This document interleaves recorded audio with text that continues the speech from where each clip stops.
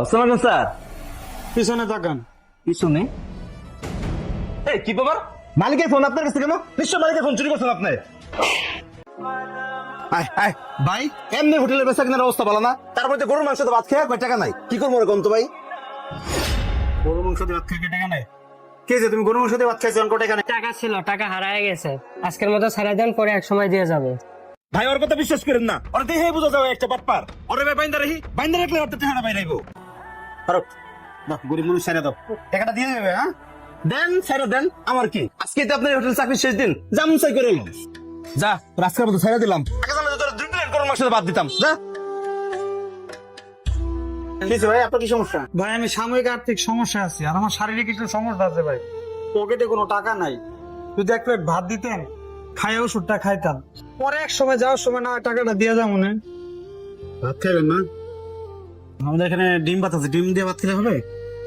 জি ভাই হবে। ফারুক একটা কাজ করো, এই বাইরে নিয়ে ডিম দিয়ে এক প্লেট ভাত দাও, যাও। কি শুরু করছেন ভাই আপনি? সবারই ফ্রি খাওয়াবেন?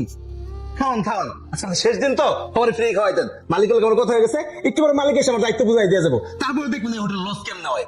ভাই আজকের দিনটার জন্য আমার একটু সহ্য করো, যাও ভদ্রলোক এক প্লেট ভাত দাও, যাও। ভাই ওর কথা কিছু মনে করে না, যান আপনি ভাত খান। আর ফারুক আল্লাহ তাআলা কপালে যা রাখছে তাই হইব, আমার নিয়ে তোমার টেনশন করা লাগবে না। যাও ওনার এক প্লেট ভাত দাও, যান ভাই। ভাই এই নেন আপনার ডিম ভাত, আর কিছু যদি লাগে ভাই আমার বললেন। না ভাই কিছু লাগবে না।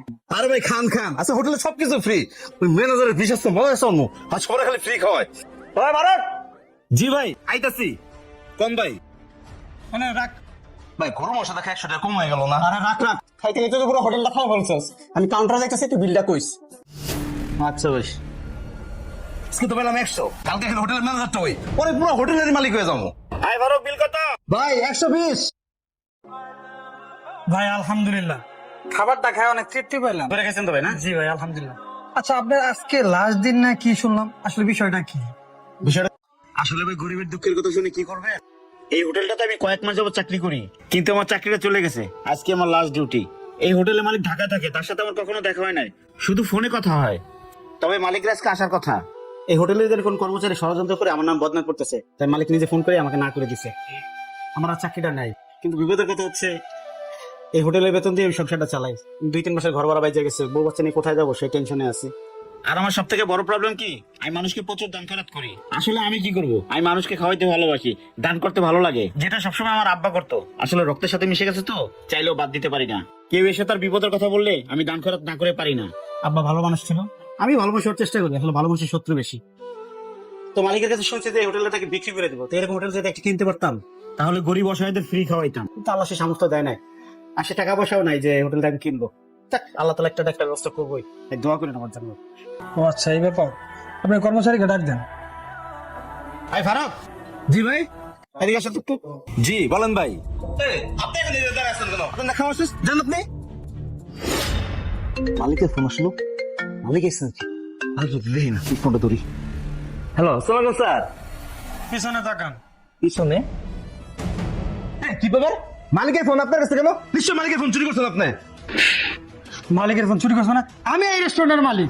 কি স্যার, আপনার সাথে জানাতেন ফোনে কথা বলতাম, আপনি তাহলে এই রেস্টুরেন্টের মালিক? তাহলে আপনি সেই কালপিট যে ওনার নামে মিথ্যা অপবাদ দিয়া ভুয়া ভিডিও বানায় ওনার নামে বদনাম করছেন। উনি তো আসলে ভালো লোক। ভুয়া ভিডিও মানে স্যার বুঝলাম না।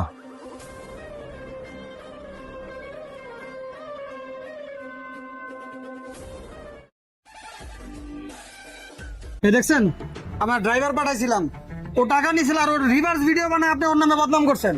আপনার মতো চিটার ব্যাপার আমার রেস্টুরেন্টে দরকার নাই, বের হয়ে যান আপনি। সরি স্যার, আমার ভুল হয়েছে, আপনি একটা সুযোগ দেন স্যার আমারে। কোনো সুযোগ নাই, বের হয়ে যান আপনি। আজ তো নিজের চোখে দেখলাম, ভাগ্যিস আমি দেখছি। আপনি তো আমার অবর্তমানে আপনি আমার হোটেলে খাইয়ে দিবেন, আরে চলবে না, বের হয়ে যান আপনি। দাঁড়ান, যাওয়ার আগে ভালো কাজের রেজাল্ট দেখে যান।